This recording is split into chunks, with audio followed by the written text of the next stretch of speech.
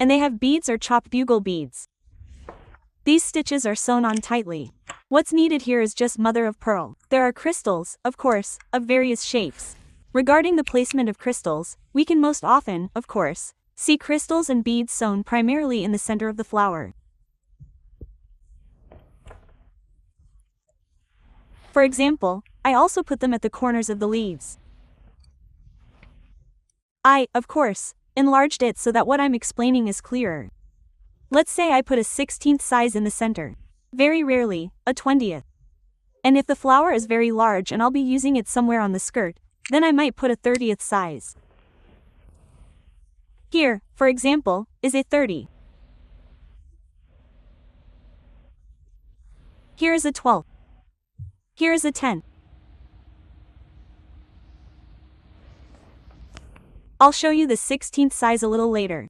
So, here it could be a 16th or a 20th. Most often, a 16th. Here I have 10s. Let's say, if I have some curls, I can put a small rhinestone here. Here you can put a slightly larger one. Mostly, 10s are here. It's very rare to use a 16th if the swirls are very far apart. Let's say there's a 10th here, a 10th here, a 10th here. I'll have a 10th here, a 16th here.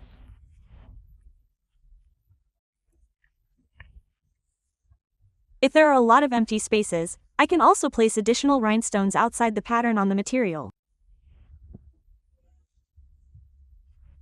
That is, either on the skirt or on the material. For example, here's what I mean by empty spaces. These spaces aren't filled with any embroidery. Large empty spaces, even on the applique itself. I can also place them there if I need to. Size 10. It's a very small stone, but it sparkles very strongly. If I need more shimmer in the design and I'm planning on embroidery, for example, with chopped bugle beads, shimmering ones, then in addition to the rhinestones, I also add stitches on which the chopped bugle beads are strung. Or, for example, if I don't need shimmer, not a very strong one, maybe just mother of pearl beads.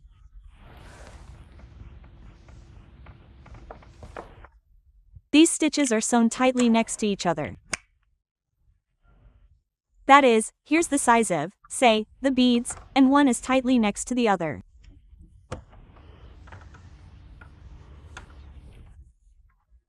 Here it will open up a little because this line widens here, so it will look like this. For example, if I don't need rhinestones here, I just have a curl. I want to embroider it, the inside, completely fill it with stitches with beads. My stitches are directed diagonally like this. And here they are rounded. And on them are beads or chopped bugle beads. Like this.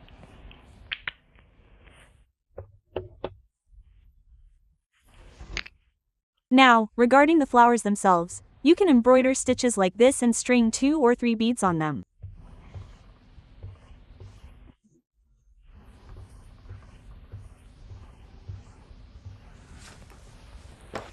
Or like this.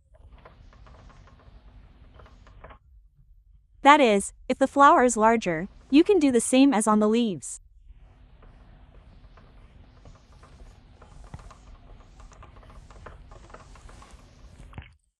The work is large, but the pieces turn out completely unique. Here's an example of such embroidery in full size. And now I want to show you again how to embroider. For example, I have chopped bugle beads. This is what they look like.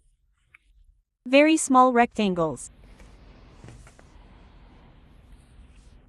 Cylinders, so to speak. I take, say, 2 of them. I take a beading needle and embroider with 2 threads, then my embroidery will be durable. or with one thread. The beads will cut the thread, and we will, basically, have something to do with restoration later.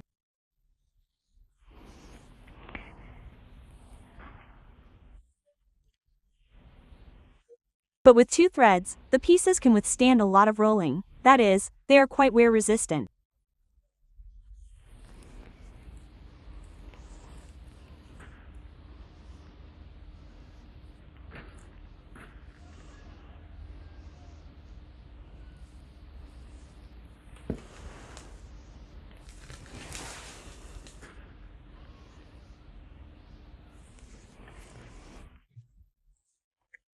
There is another rule for speeding up this kind of work.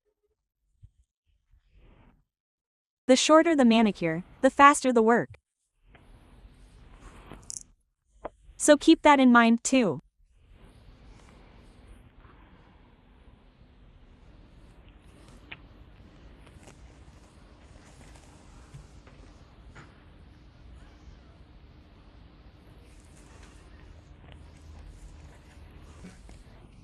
I finished embroidering this one flower.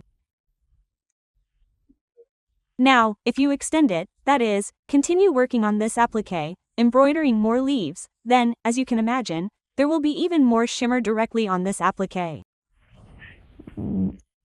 Here it is completely bare, without crystals, without embroidery. It looks like this. And regarding the color combinations. Look, I think the combination with the milky color is more successful.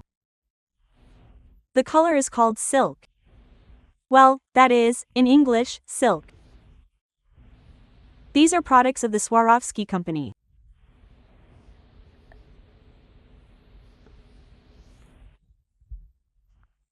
There is also the color light Colorado topaz, but it is closer to gold, so to speak, whereas with this milky shade, the color silk is still better. And now I will use the size 10. I will show these stones in full size. The color is crystal, just crystal. Crystal. That's how we put the stress correctly. By the way, the size 10 and the size 16 are in full size. Here is the size 16. These are Swarovski ones. Here are just Chinese stones in orange. I would also like to show larger crystals for comparison. These are ordinary ones.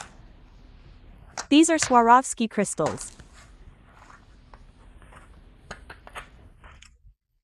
Crystals, of course, come in various shapes: round, teardrop-shaped, diamond-shaped, petal-shaped, and various different geometric shapes. Let's say the most economical choice for myself is, let's say, for example, if I need to completely decorate a corset with lace.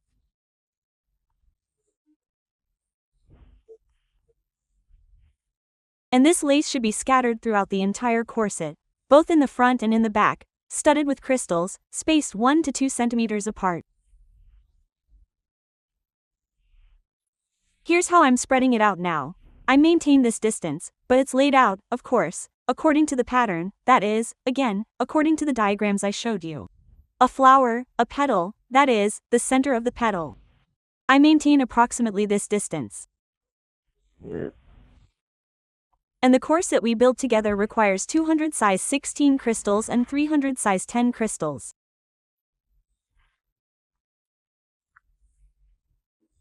Plus, I embroider it, for example, as I showed you, here we rhinestone and then embroider it with beads.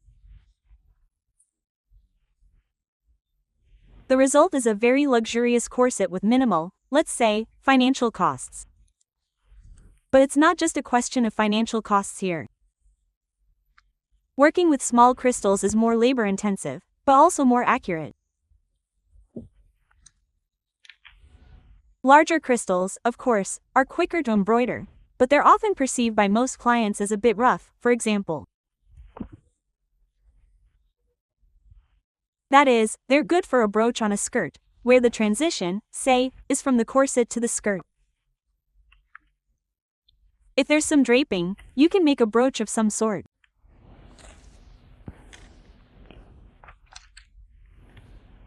Now I'll lay out a few so it's clear what I'm talking about.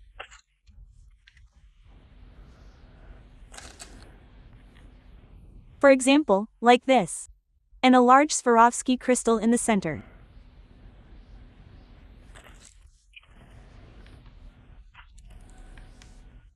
For example, you can do without the large one and just lay out these round ones.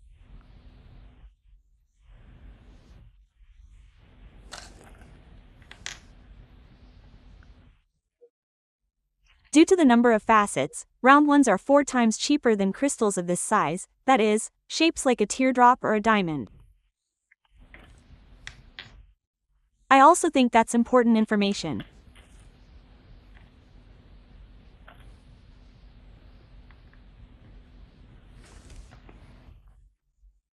Well, at least that's the bare minimum to make it clear. I'm working with you.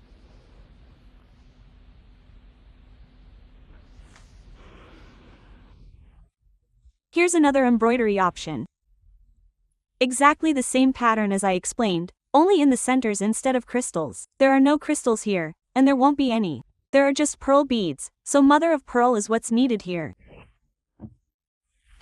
And, for example, with the flowers, I also tried embroidering the insides with these white, shimmering diamond-like beads, filling the petals, flowers, and leaves. And it didn't turn out very well either. The best option for working with silver is precisely these white, shimmering beads. They're opaque. The best, most flattering result comes from working with them. Another example of embroidery. The small flowers are size 10, and there are large gaps between the embroidery. And so I added larger stones here. Usually, I add small ones when the gaps are small, but when this is so large, I decided to use larger ones. Besides, the flower itself is very small, and large stones couldn't be placed anywhere else. They would be out of place here. It's also embroidered with shimmering chopped bugle beads and very small pearl beads. It's just a stitch with 4 beads.